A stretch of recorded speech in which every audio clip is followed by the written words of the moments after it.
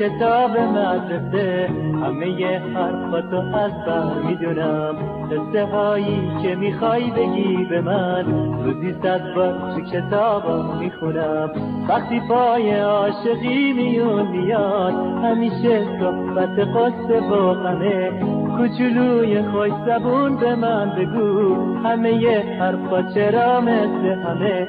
تو میگی بدون من دنیا برات زندون سنگه، من میگم بگو عزیزم تو دروغاتم قشنگه.